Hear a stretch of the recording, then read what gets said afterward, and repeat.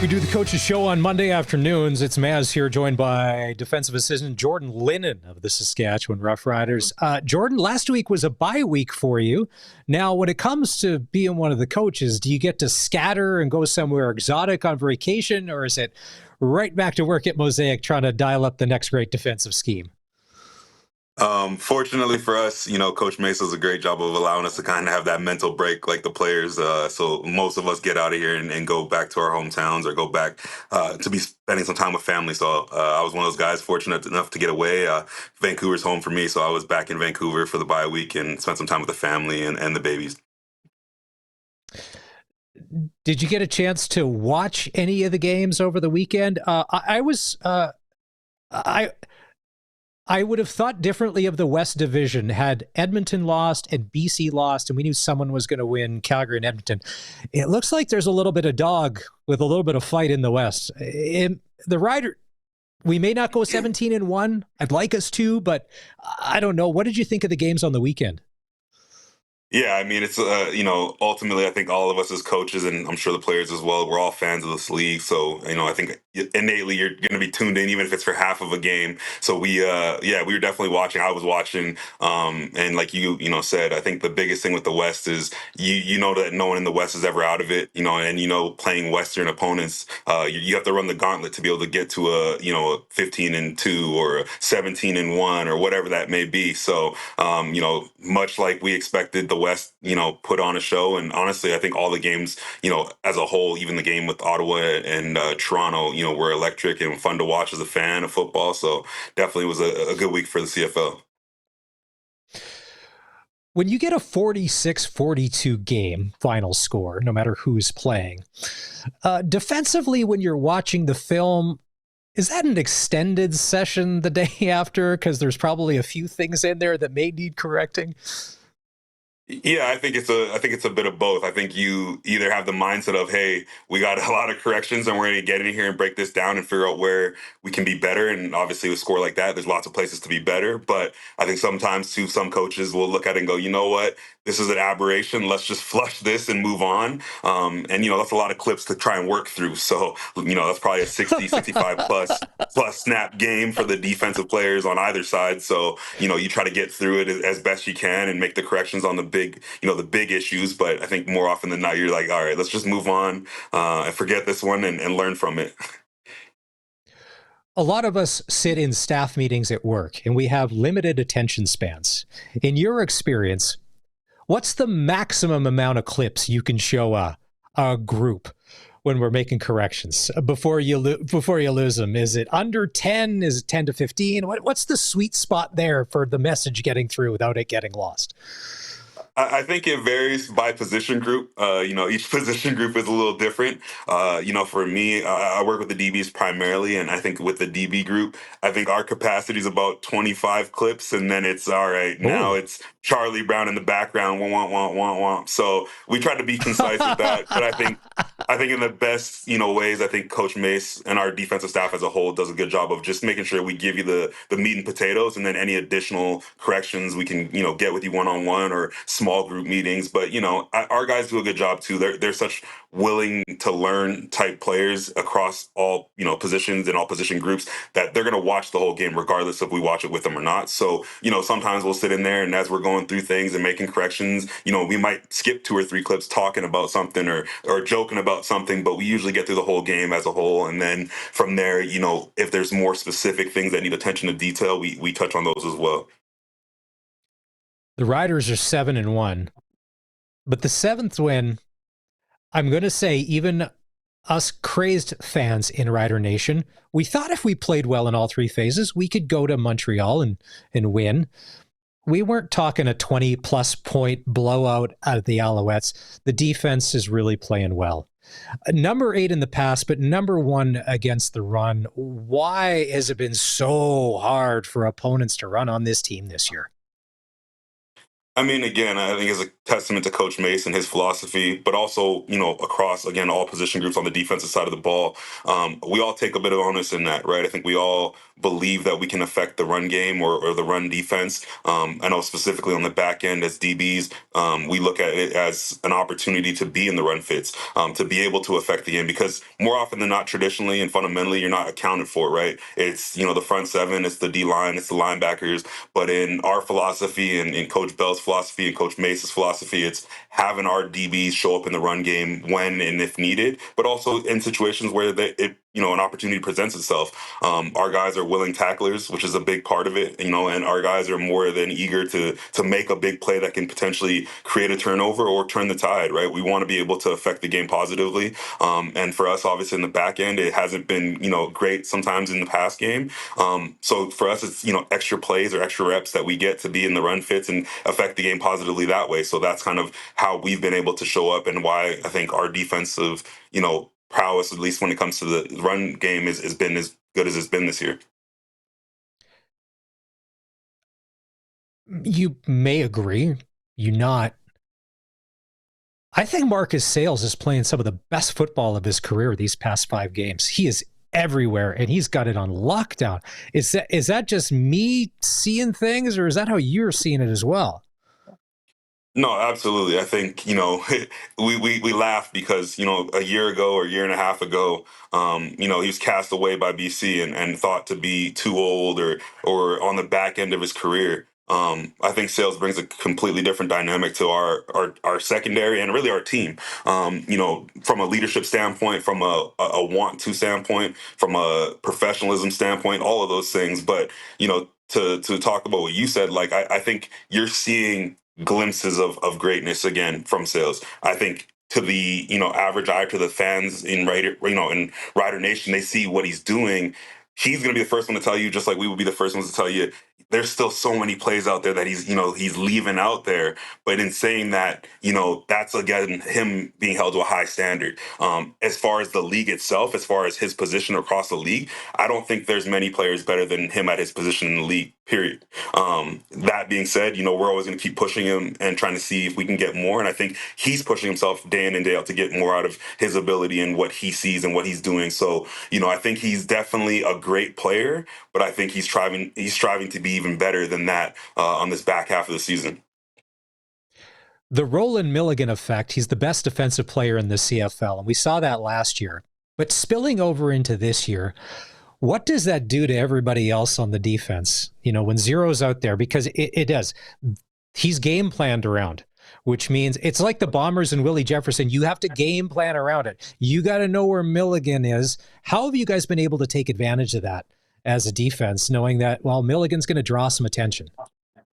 Yeah, absolutely. I mean, we all know, and I think it's not a secret now league wide, that, Zero is a special player. Obviously, he's recognized as such as being the defensive player of the year. But I think, like you said, the game planning component from the opposition is obvious and is notable. So, we work concepts, we work coverages, we work scheme to create opportunities, right? It's easy to say, well, they're just not going to throw at him. Well, yeah, I mean, that's obvious, and that's good coaching on a basic level. But, for us, our jobs as coaches is to put them in positions to succeed and to more or less manufacture opportunities for him. And I think we're doing that. We're going to continue to do that.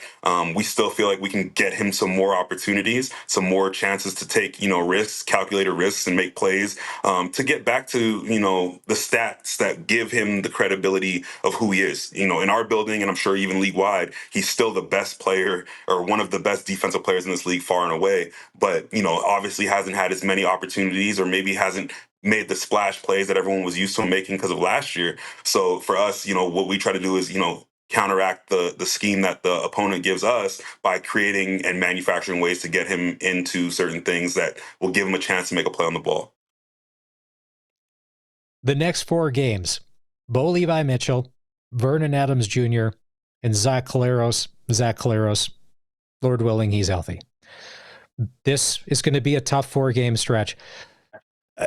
And as far as Mitchell and Vernon Adams Jr. go, they're halfway through the season. Who's the MOP? Those are the names that are coming up. And they're both great, but for different reasons. Let's start with Bo Levi this weekend and the Hamilton Ticats. Bo's a gunslinger, was a gunslinger, but now he's going through 4 reads. It's not just the long ball. You've got to adjust to the new Bo. He's still got old Bo in him, but this new Bo, he poses, is it more problems or more complex problems than maybe a one-dimensional Bo of 5 years ago? Yeah, I think honestly, I think most, if not all, especially defensive coaches that have to scheme him up every week will tell you, I think Bo is playing the best football of his career. And that's a lot to be said about a guy that was as dangerous as he was in Calgary. I think Bo is seeing the game at, a great level or high level. I think he's, dealing as far as getting the ball to his guys and his playmakers and giving them a chance to, be guys for him. And I think that he understands too, like, there's a little bit of, we keep joking here about, there's a little bit of, don't give a crap attitude from Bo, and in a good way. Like, I'm just gonna cut it loose, and whatever happens is whatever happens. I'm still gonna be calculated. I'm still gonna go through my reads. I'm, like you said, be a little bit more consistent with going through the full progression than maybe he was early in his career. But I think Bo is at a point now where he feels confident in his ability, confident in the system. He has the confidence of that coaching staff, which I think was a huge, turning point for him coming off of last year. And he's got playmakers around him, and that's a great receiving core with a lot of really good, athletes and playmakers. So I think it's a little easier to cut it loose when you have guys and confidence that you can put the ball in the air and they're going to go make a play for you. So yeah, I mean, hats off to Bo. He's a great, leader, great quarterback. But I think we're getting the best version of Bo, and as a fan, that's what you want to see. You mentioned the receivers, the Hamilton Ticats. Kenny Lawler has been kept in check pretty much for the past 3 games. You're never going to shut him down completely, but he hasn't gone off. He's had some good games against the Riders in the past when he's been a Bomber, when he's been an Elk. How do you, maybe it's not a simple answer. How do you game plan against an elite talent like a Kenny Lawler? Is it more than one guy on him? Is it special zone? Like, what do you got to do to try and contain him so he doesn't blow the game open? I mean, like you said, it's a complex answer, but I think more than anything, I had the, privilege of coaching him in Edmonton for 2 years, and I know Kenny really well. I think one thing about him that's kind of underrated, yeah, obviously you see the spectacular catches and all the, yards and touchdowns he's had this year and even in years past. But I think one thing that goes underrated is his work rate, or his relentless work ethic, both in practice and in game. And so that's something that we tell our guys all the time. Like, you can't just think because maybe for 3 quarters he hasn't had a catch that it's over for Kenny. Kenny is going to be there when the game is on the line, when the chips are on the table. So for us and how we approach it, it's not going to be, hey, we only worry about Kenny Lawler. Like I said, they have a great receiving core. We're going to pay attention to everybody that's there, but we will make an emphasis, and we have made an emphasis on how we prepare, of knowing where he is pre-snap and just saying, okay, hey, this is these are the 1 or 2 guys that, more often than not, the ball is going their direction, or they're the, the play side of a call. So that's kind of how we combat that. We're focused on knowing where he is at all times, but we're not focused on just solely taking away Kenny Lawler. We want to be complete in terms of how we cover. We want to be complete in how we scheme. So we're also looking at the full, picture and the entire, formation and personnel groupings and all of that. It's the Ryder Coaches Show with Jordan Linnen, brought to you by Steelcraft Doors and the Saskatchewan Roughrider Foundation. You signed first-round global draft pick Sylvain Jungen today. He's originally from Belgium, 6'4", 260, not a small guy. Played 5 years at Georgia Tech, had a free agent tryout. I believe it was with Carolina. How excited are you guys to get him to Mosaic and inside the building? Man, I can tell you one thing is you're not going to miss him in the hallway. He's a pretty big cat. But again, we're excited. We're ecstatic to get him. Anytime you can get your first draft, your first round draft pick in the global draft in the building, I think it makes you better. And a guy like that in a frame like that, he's going to help us instantly on special teams. So, we're excited to have him. I think it's awesome to get him here finally. I know there's been, communication back and forth throughout the last few weeks because he was, on the NFL circuit and trying to figure out if he would get another opportunity. But I think his attitude and his mindset, even just talking to him and passing over the course of the day, is, I want to come in and help this team. I understand you guys are in a great position in the league, but I'm here to, fulfill my end of being a draft pick for you guys and you guys believing in my ability. So, that's what we're excited about. I think we're excited about obviously the intangibles and, obviously he was productive in college, but now he's got a chance to come in and help us, in the back half of the season where those guys are going to make a huge impact. Special teamers are going to be the ones that help us, position ourselves for where we want to be at the end of the year. 6'4", 260 playing special teams. Is he going to be a gunner on punt teams? Like, what's Camp Majuri going to have drawn up for this guy? I don't want to see that guy running down my side of the field. I'm getting out of the way. I'm not standing in for that. You got some 185-pound poor defensive back that's got to try and cover that. Sam Emilus went down. There's been some injuries, but the depth has been there. It's been the next man up. How important has it been that this is year 2 of the Corey Mace system, that there's consistency and continuity for players in all 3 phases of the ball, knowing what to do? Because last year everything was new, and I know BC's going through that, Edmonton's going through that, where if you're trying to learn a new system, that's one thing, but you're also trying to play fast, which at times you can't. How comforting has it been for you to see going, okay, we've been through this, we know, everybody knows the system, we trust in this? It's got to make the job a little easier at times, does it? Most def. Yeah, I think this year has been a little bit of a little bit of a sigh of relief in the sense that, the relationships we've built over the last year to a man and to a coach in the building have allowed us to have the trust in each other and the belief in each other that no matter what happens, we have the right people in the room. We have the right people in the building already. Obviously you want to add a few pieces here and there, and you obviously want to make sure that you continue to have the depth, especially in the back half of the year. But I think right now where we're at as a team and as an organization, like we have some really good players that aren't even playing yet.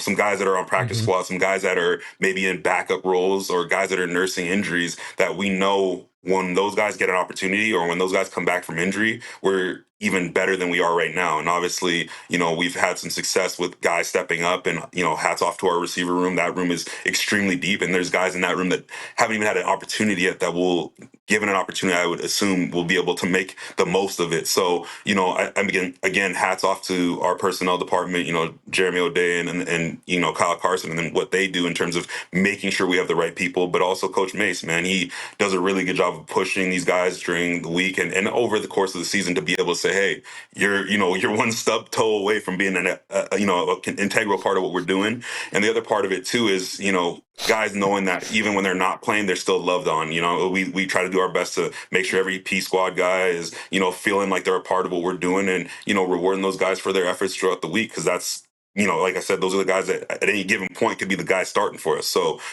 year 2's been a blessing in that regard. I mean, obviously we're still battling a ton of issues and injuries like a lot of teams are, but, again, we look around the room and we're going, if this guy's got to play or that guy's got to play, we're going to be all right. I've always wondered, as a coach, being a Canadian, you're from Vancouver, so when the last Saskatchewan Pirate comes on at Ryder games, you probably can't outwardly do it, but do you kind of sing along? Hi, Simon down the plane. It's part of Ryder Nation. I mean, you can't not, but I mean, you don't have to answer this question. You can take the fifth, but are there times where you catch yourself getting into it too, like the fans? 100%. I think one thing you naturally do being here, if you're here long enough, is you become a part of what Ryder Nation is. And I think that's one thing that fandom, even as a coach or probably even as a player, like you find yourself in those moments being like, yeah, I'm happy to be a part of this. You look around and, we're excited for this weekend to look around and just be like, yeah, this is home. This is us. We have all these people believing in what we do. And, there's things, the fourth quarter stretch and all those things, like those things have made me really appreciate where I work. So, definitely catch myself sometimes being a little more into it than I probably should be. Well, if the TSN cameras ever catch Coach Mace coming up to be like, come on, look, what are you doing here? Jordan Linnen, thank you for this. Oh, and as far as the game on Saturday, I think at last check, a couple thousand tickets left. Could, with a decent weather, could be a sellout at Mosaic on Saturday. And it's an early start too. As a coach, because you got to adjust your life.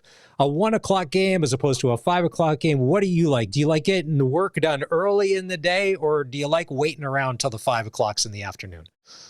I think the 5 o'clock games are perfect. Me personally, I'm not a 7 o'clock guy. I don't waiting all day. I think the anxiety starts to set in. But the 1 o'clock games are a little different. I do like being able to finish the game and still have a little bit of your day left. But kind of routinely, it's like I'd rather be able to kind of get to the stadium. Maybe watch a couple of cut ups or whatever, just kind of refresh my brain and put my game my game mask on, my thought process into the game. But later in the day, that's kind of how that goes. But earlier in the day, it's like, hey, you get here and it's, you're getting out for warm-ups and then you're into the building and trying to keep your, heart rate down, and then you get in the box and it's go time. So, I think the 5 o'clock games are perfect, but I'm never going to say no to a 1 o'clock kickoff either.